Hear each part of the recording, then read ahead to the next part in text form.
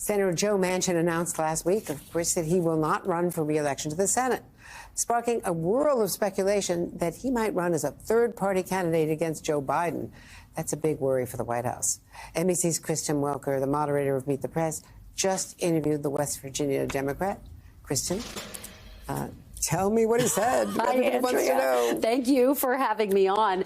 The big question is, will he or won't he? It's clear he's not close to making a decision yet. In fact, he told me he has until Super Tuesday to make a final decision, which is a new timeline because he'd initially said he has until the first of the year.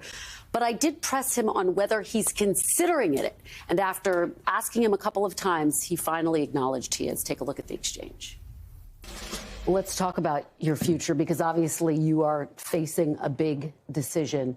Can you take us inside your thinking right now? Are you seriously contemplating a run for the White House? Here's what I'm seriously contemplating. I've said this very clearly, but people always want to say, well, are you going to run? I'm going to do everything in my power to make sure and mobilize that moderate, sensible, common sense middle.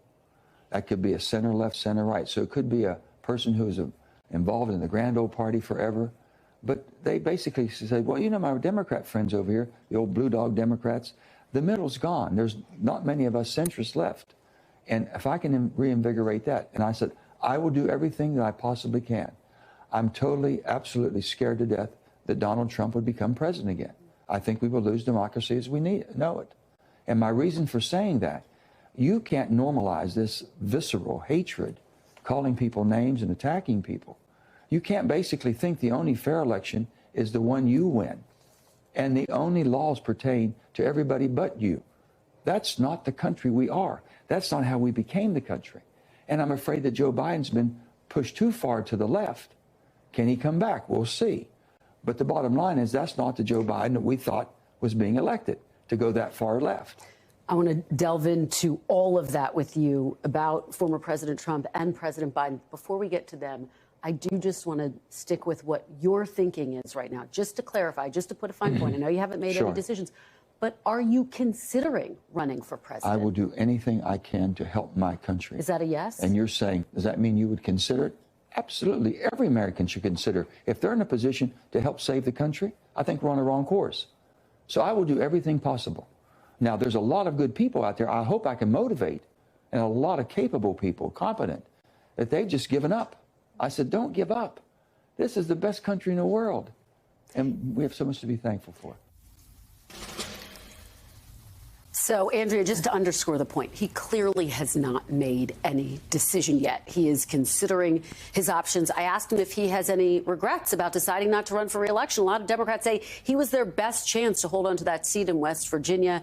He basically said he does not have regrets, that West Virginia has become a more Republican-leaning state. He thinks it's very likely it will go to a Republican, his seat. He could be a spoiler. If he gets into this race, clearly he could help elect Donald Trump. Absolutely. From what he said, he doesn't want to do that. Right.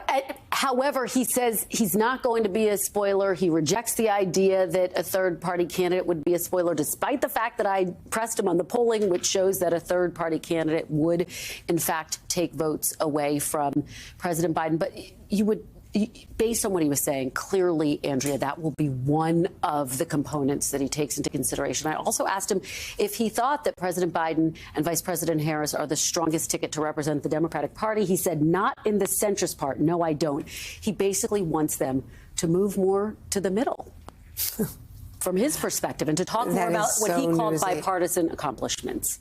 Kristen, you've done it again. Thank you for being here and rushing that to us. Thank you.